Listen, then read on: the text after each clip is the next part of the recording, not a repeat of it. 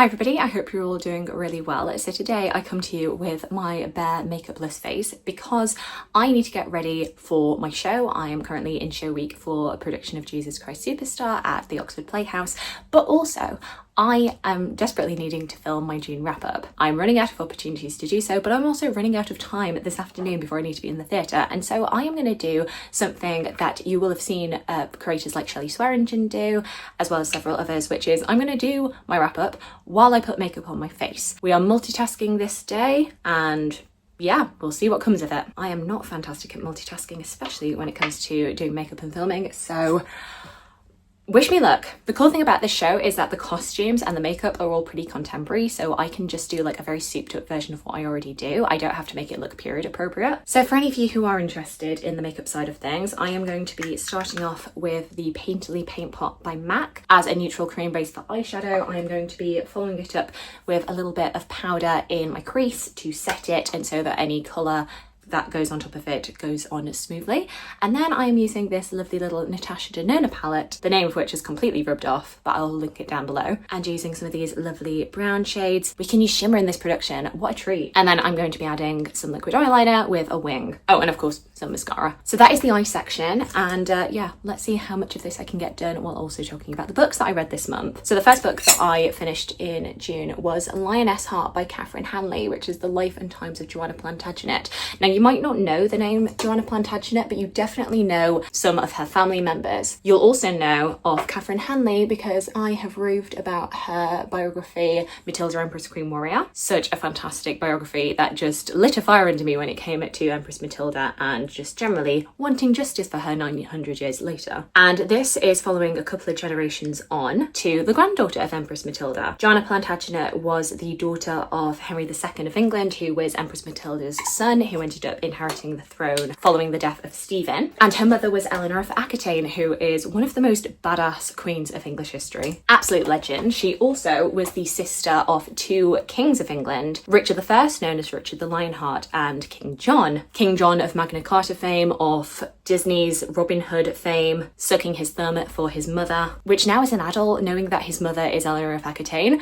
that just makes that so much better. I kind of wish that Disney had included Eleanor as a lion. Oh, what could have been. But this biography is looking at a lesser known figure from that family, but of whom we have a good amount of documented evidence for. Not a lot, but certainly for medieval women, we do have a decent amount about her. And she, as is typical with royal daughters, was shipped off very early to marry a foreign king. She was married to William II of Sicily when she was a teenager and lived and ruled there for several years, and then following his death was trying to get back to her family. So she's actually quite a unique case of a royal daughter actually getting to see her family following her marriage. Most girls would just be shipped off and then they would never see their family again, which is really sad when you think about it. Along the way, she would end up being captured and ransomed. Richard would eventually get her back, and then she ended up going on crusade with him. And she's a really interesting figure. You know, she's not another Matilda or an Eleanor who held power in her own right, but this book gave such a fascinating insight into a lesser known royal woman and is a demonstration of what we can pull out from the historical record if historians do just take the time to do so, rather than just ignoring them in favour of more prominent men. And importantly, it gives insight into areas of medieval history that a lot of the time people just presume women were not a part of, such as going on crusade, being in times of war, of siege, which so often women's contribution to that goes uncommented on. I mean, Joanna is notable and unique for the fact that we know her birth month and her birth year, purely because of the fact that they are mentioning something else about Henry II, and along the way they say, oh, and this year Queen Eleanor was born off a daughter and they named her Joanna. Like, that is so rare. Like, think about the fact that we don't know the birth year of Anne Boleyn, one of the most famous women of history, but we have a 6-year gap that she might have been born in, either 1501 or 1507, because it's not deemed as important to record the dates of women's births, regardless of how high up they are. What's also notable with Joanna is these moments of independence that she shows and moments of agency amidst a world that really offered women very little in the way of agency. She has no choice in terms of her marriage or her wealth or her ability to conceive children, but she does have control of how she reacts to these things that are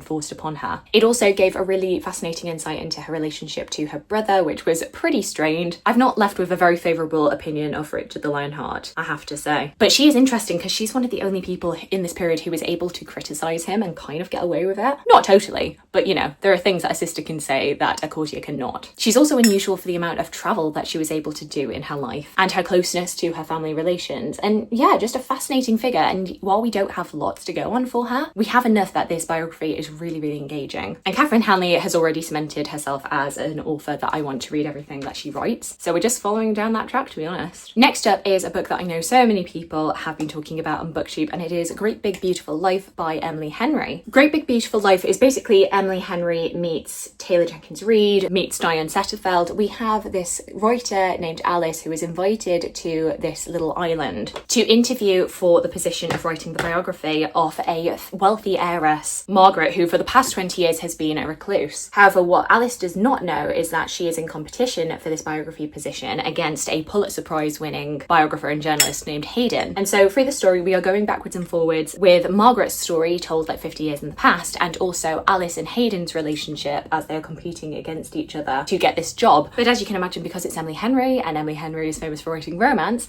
romance does follow. But how can these two sustain their relationship when they're competing? This is definitely a different vibe for Emily Henry, and it was interesting to see her take on this more historical fiction element, dipping her toes into this genre that she hasn't really done before. However, I did feel like she was trying to do a little bit too much. It is historical fiction, it is romance, it is mystery, because we're trying to find out whether or not Margaret is telling the truth at any given time. And as a result, it means that all of these genres end up just feeling a little bit lacking, and like none of them are done well. It all does come together in the end, the story, but I did feel like these different strings that she was pulling along the way just felt a little bit undefined and insufficiently threaded. I also wasn't a massive fan of the relationship between Alice and Hayden. It felt kind of insta-lovey, it felt very forced. There was so much back and forth, and I understood their conflict. I understood why it would be an issue for them, but there were times where, because I know the style that Emily Henry writes in, you know it's an inevitability that they're going to get together at the end. So everything just felt a little bit frustrating. I can totally understand why other people have enjoyed this because it is that little bit different, but ultimately I thought it was doing a little bit too much and not any of it well. Next up, another anticipated release that I know so many people were looking forward to was Atmosphere by Taylor Jenkins Reid. This is historical fiction set in the 1980s, and we are following Joan, who is a physics and astronomy professor who ends up competing for positions at NASA in their space shuttle program to hopefully potentially end up being one of the astronauts. It's told in two separate timelines, one in 1984 where we know that Joan has eventually ended up being an astronaut, and now she is serving as a guide for some of her friends and colleagues who are up in the space shuttle. Something goes wrong, and we know that those in the space shuttle have very little time to live. We are then also flashing back to Joan's journey of getting onto the program, all of the relationships that she made along the way, and particularly a romantic relationship with the enigmatic Vanessa. Joan having to navigate sexism, homophobia, how to balance her work life, her romantic life, and also her family life. She's got a really fraught family relationship with her sister, her absolutely gorgeous, adorable niece Frances, who is really neglected by her mother, Joan's sister. And this is the part of the book I think I was the most invested in, was this relationship between the sisters and also between Joan and her niece. I just got absolutely riled up at Joan's sister, who was just this quintessential narcissistic parent who believes that because she gave life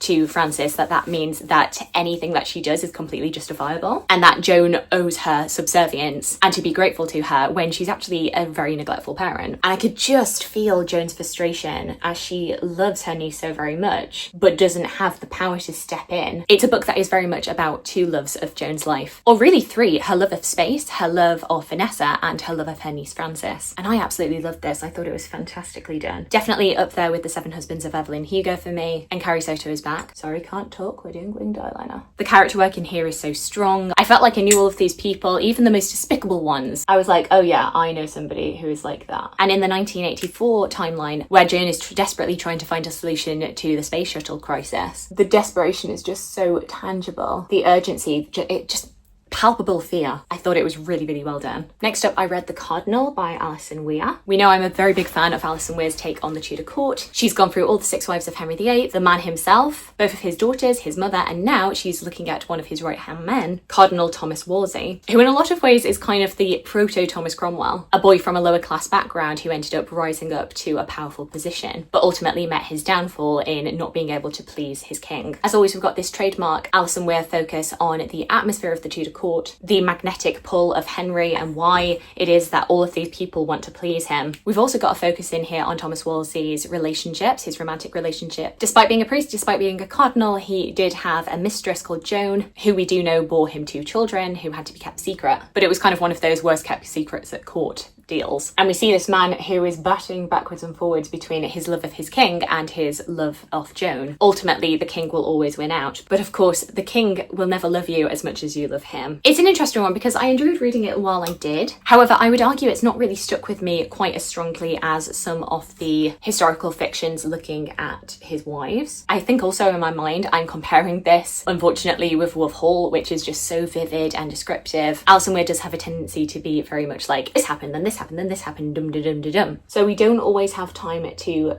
feel Thomas Wolsey really reflecting on his life in the way that, say, you do for Thomas Cromwell in Wolf Hall. Definitely one of those that I'm glad that I've read, because I am an Alison Weir completionist, and now I have read all of her historical fiction, but not necessarily one that I would say you should race to pick up. And definitely I would say wait for the paperback. There we go, that is my eye makeup done. Next up, we are going to be doing the face makeup, which involves putting on some SPF, because of course it's going to be 30 degrees today. That is too hot for me. We're also putting on some primer just to make sure everything on my face stays on my face. I'm not doing foundation for this show, I just don't think it's necessary, but I am doing concealer under my eyes and on the lovely little spot patch that I seem to have right now. Powdering my face down because I get very sweaty, especially in this show, and then I'll come back to you. Next up is The Blackbirds of St. Giles by Lila Cain. Once again, historical fiction. It was the historical fiction read-along, so hence I read a lot of historical fiction this month. This is set in the 18th century and we see Daniel and Pearl, who are running away from a plantation in Jamaica. That is what this book opens up with. There's been an uprising and we follow their story as they become freed. They live for a short period in New York and then eventually end up going across the sea to London. Daniel has been working for this prominent white man who takes a shine to him and promises him money in his inheritance. However, this man dies at sea, and when Daniel goes to this man's only living brother to pass on his will, this brother reneges on the promise, throws the will in the fire, and so Daniel and Pearl are basically left on the streets destitute with no one to back up their claim that they were meant to be inheriting from this man, and thrown into the mean streets of London, eventually circling around St. Giles, where they discover this criminal underworld which is run by this absolutely brutal, ruthless figure Elias. However, Daniel, as a learned man, someone who can read, someone who is very strong, someone who is very persuasive, especially in his speech making, is able to draw a lot of intrigue among the Blackbirds of St. Giles, the fellow destitute and downtrodden, and figures around Daniel start to convince him that maybe he is the one who would be able to overthrow Elias and create a new order. It's a portrayal of Georgian London that I don't think people often get to read about and often get to see, this darker side, which is focused entirely on those below the poverty line, those who are struggling for survival, rather than the lords and ladies of the ton. And that is the main word that I have for this, is it is brutal, it is evocative, it is visceral. There's no charm to these Georgian streets. You have to fight for every scrap of food, every penny in your pocket. And it's one of those stories that is just unrelenting in its cruelty and brutality, which means that it's not necessarily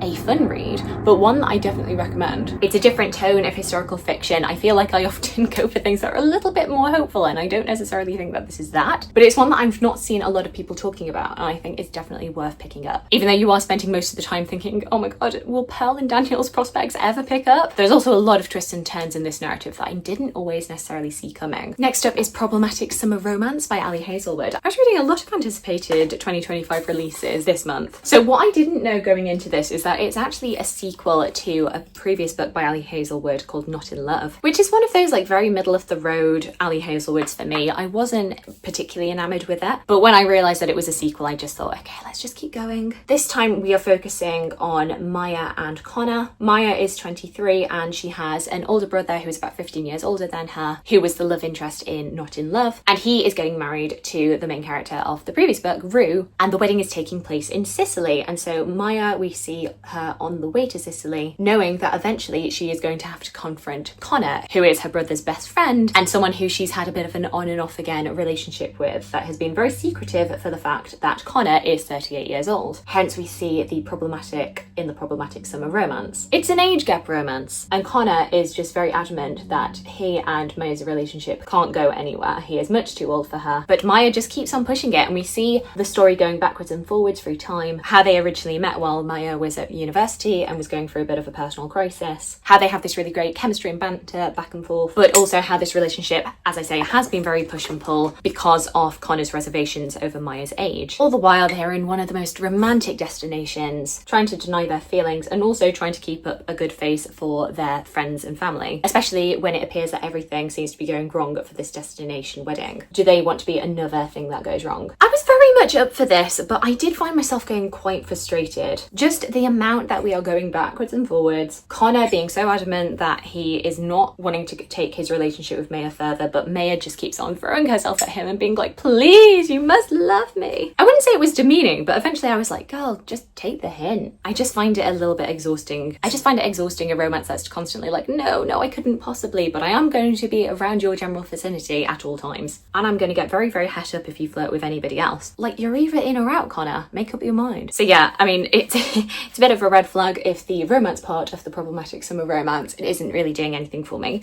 I will say what was doing it for me, the beautiful descriptions of Sicily definitely makes me want to go there. There's some really great side characters in here, which I always like to see in a romance, and that can be a bit of a boon when the romance itself is a bit dull. But ultimately, I will say it's not one of Valley Hazelwood's best. I mean, she's cranking them out like 2 or 3 a year, and maybe, I don't know, it feels mean to say, maybe she could benefit from slowing down a little bit, because this did just feel so repetitive. Do we need to have their age gap repeated so much? You're either going to be on board with that kind of relationship or you're not, so can we acknowledge it and move on? This book certainly doesn't want to do that. Just keeps hitting us over the head again and again. I'm too old for you. No, you're not. I'm super mature. I felt like the book just actively didn't want us to root for them in the end, which, you know, is quite a major flaw in a romance book, I'm not going to lie. Next up, one that I'm not going to talk about too long because you long know my opinions on this book. I did a reread of Wolf Hall by Hilary Mantel. This is part of my little project where I'm trying to reread old favourites to work out which books deserve to take their place in like a top 10 favourite books of all time. Really, the question is not, is the Wolf Hall trilogy a favourite of all time? It's just kind of like, if I am going to pick one of the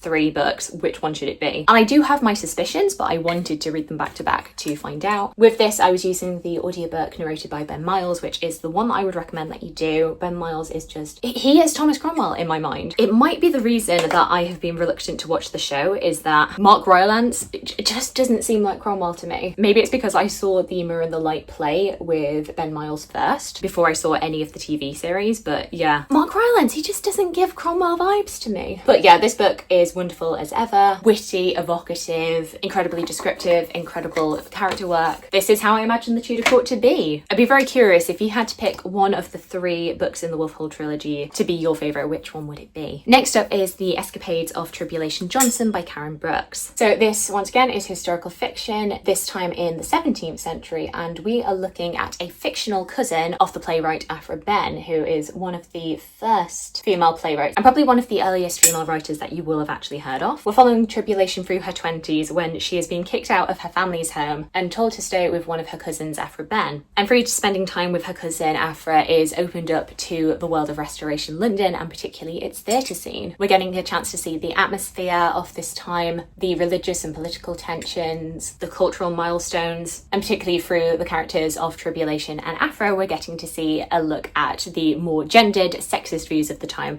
particularly as we are seeing women being allowed to step on stage for the first time, and how the powers that be react to this change in order. I decided to pick this up on recommendation from a viewer because they knew that I really enjoyed The Good Wife of Bath by Karen Brooks. It's very interesting to see her writing, you know, 300 years later in history, but still focusing on interesting women of their time who really broke with social conventions and were making money through their wit and their talent. I don't necessarily feel like this worked for me quite as well as The Good Wife of Bath. I think I found The Good Wife of Bath to just be a little bit more of an engaging character. I think also potentially this was a little bit overlong, but getting to see all of these like town and theatre conflicts, religious tension bubbling over, you are getting a chance to see a lot of different sides to Restoration London. Tribulation and Aphra getting a chance to rub shoulders with a lot of the prominent figures of this time. It was enjoyable, I enjoyed my time with it, but it definitely potentially overstayed its welcome and was a little bit overlong. I felt like I was living a life with them. I felt like I understood these characters very well, but I think could have done with a little bit of trimming. But it's definitely made me more interested in this time period. As I've said before, I tend to be an early modernist with the 17th century taken out. I'm not very much a fan of the Stuarts. But this has definitely intrigued me. Penultimate book for June was The Stand-in Dad by Alex Summers. In this we have this lovely found family story following one of our main characters of Dave, who is a gay man in his 50s who owns a florist's. He's finishing up a shift in the shop when he finds a young girl crying outside his shop named Meg, who was meant to be coming with her parents to pick flowers for her wedding. However, her parents haven't turned up because they still cannot reconcile the fact that their daughter is marrying another woman, and so are refusing to actually participate in the wedding. The wedding is just in a few months' time. Meg is stressed out because there's so many things that she would want to do with her family and her family are not there for her. And while he's comforting her, David suggests that maybe he could be her stand-in dad. He could take her to all of these appointments. And while Meg is a little bit dubious of this because, you know, David is a stranger, she's very much taken by his kindness and so accepts his offer of help. You know what, it's actually quite hard to put mascara on and talk about the books that you've been reading. Who'd have thought? And you know, this was a lovely little book. It's very charming. It gives you all of, you know, the sweet, whimsical vibes. I wouldn't say it's the best book that I've ever read by any means. I can definitely tell. I could be wrong, but this feels like a debut. It feels like it's making a lot of mistakes that I think a more seasoned writer wouldn't make. It's very descriptive. Like, we have to know every item of clothing that Meg or David are wearing, even if it's just totally unnecessary. There are characters in here who are just complete caricatures, which is a little bit frustrating. And also the fact that this book does feel the need to wrap everything up in a nice neat bow, despite the fact that I feel like the message throughout the story is the messy dynamics between families, particularly when your family do have a more negative reaction to you coming out. It felt very much like this book wanted to have its cake and eat it too, where suddenly all tensions between the families were completely resolved. But that's not necessarily realistic. It didn't feel true to what I know is a lot of people's experiences with their families when they come out. And it's lovely to have a happily ever after where everybody comes to the light and is supportive for you.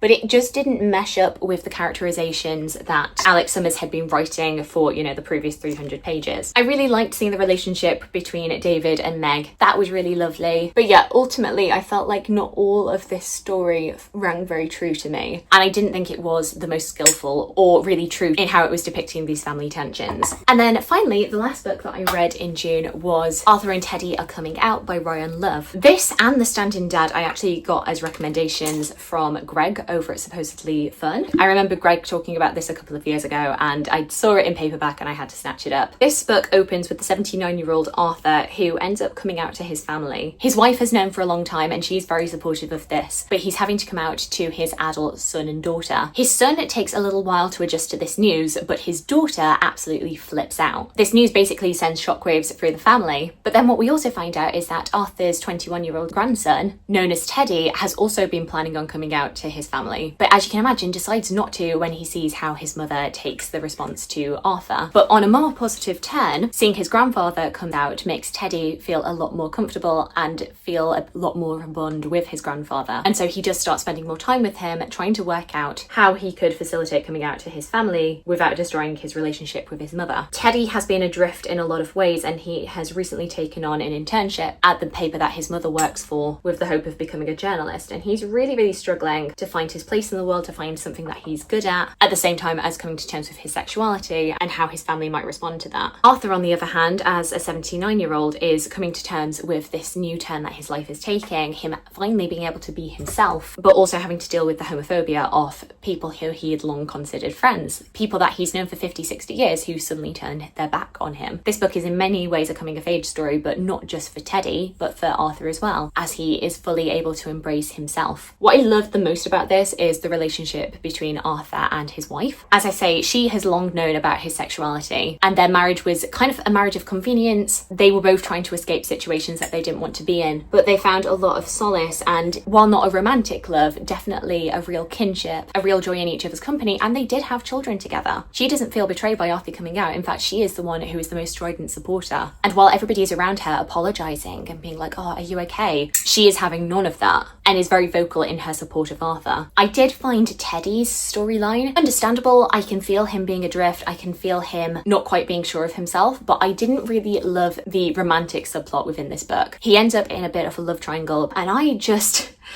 You know where the story is eventually going to go, and I didn't think that he needed to be with either of these two people. But this story ultimately wants there to be a happy ever after, and how Arthur's storyline pans out felt like it was very true to him, but Teddy's just felt a little bit too forced, which is very confusing to me considering we spend so much time on it. But yeah, I ultimately came out thinking that neither of Teddy's love interests should really be with him. So yeah, ultimately, bits of this book a little bit frustrating, but I did find it really sweet, and definitely one that I would say you should consider picking up. It's a real testament for either how slow I am at putting makeup on or how much talking can really distract me that I am still not fully done, despite the fact that I have been talking for 53 minutes. But we are almost there with my face. Put my eyebrows on. All we need now is to put some colour into my face. I do apologise to anybody who didn't really want to be seeing a kind of get ready with me, but needs must when time is short. So I am just putting a little bit of bronzer onto my nose so that it is actually visible, and then onto just the sides, the temples of my face, just to warm up it up a little bit because I am quite pale up there, and a little bit of warmth on the side of my face, but not too much. I then add a little bit of contour to below my cheekbones. I used to do it on my jaw, but actually what I've started doing is just under my chin, just, you know, sculpt out that area. Goodness knows I do not have a very sculpted chin. But yeah, if you have any recommendations, anybody, for a cool toned contour, as you see, this NYX taupe is has seen better days, and it actually isn't available anymore, which is really annoying. I hate it when brands get rid of like really good products. Next up is a little bit of blusher. I want to go and add a bit of colour to my face, and I need all the colour that I can get because I'm a very pale human. Blub, blub, blub, blub, blub. And this one is the Hourglass Ambient Lighting Powder in Mood Exposure. Quite an expensive blusher, but I got it from the duty free when I went to Ireland back in October. That's the best time to buy Hourglass, is when it's heavily discounted. I do love this kind of colour, just a very neutrally mauve colour that just, it looks like the colour that my cheeks are when I do flush a little bit. Do a little bit more than I would normally do, just so that it looks a little bit more visible on stage. Put a little bit of highlighter on. This is the Rare Beauty in Enlighten. Blah, blah, blah.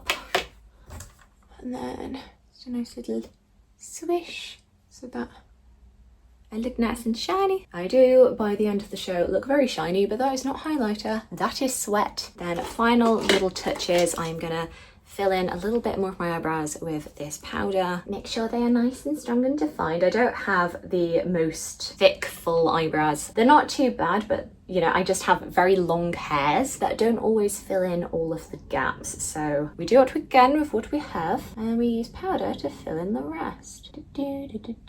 Great, and now my eyebrows are visible from space. Once again, last little touch is to put a little bit of yellow powder underneath my eyes, because the dark circles are very real, especially when I am so tired because I am working half days and then going to the theatre and then not coming home until 11. I don't know about you, but I am not somebody who can immediately jump into bed after I've been socialising. I need at least an hour to wind down, which means that I end up going to bed more around 12:30, which is not great for me. So the yellow powder just helps to counteract that, just brighten up that general area. And yeah, there we go. I would also have some lipstick for the show. I have my typical NYX Soft Matte Lip Cream in Cairns. I'm not going to add that now because we don't really need it. I will add it before I go on stage. And there we go, that is my beautiful, beautiful stage makeup, which, as I say, is basically the kind of makeup I would wear anyway, just with a little bit more of a smoky eye than I normally do. And those are all of the books that I read in June. You'll know typically I tend to do 2 wrap-ups each month, but as is evident, I am going to be uploading a lot less in July and August just because life is very, very busy. And so it just kind of made sense to get the video out all in one go, because who knows when a second part of a June wrap-up would actually make it to you at the rate that I am able to actually film and edit things. I do thank you all for your patience. Thank you for spending time with me getting my face on while I talked about my books. Do let me know if you've read any of the books that I've spoken about today. Alternatively, please let me know about anything that you read in June. Did you read anything for the Historical Fiction Readathon? Did you read anything for Pride? I would love to hear from you. I hope you're having a fantastic, fantastic day, and I look forward to talking to you again soon. Thanks. Bye.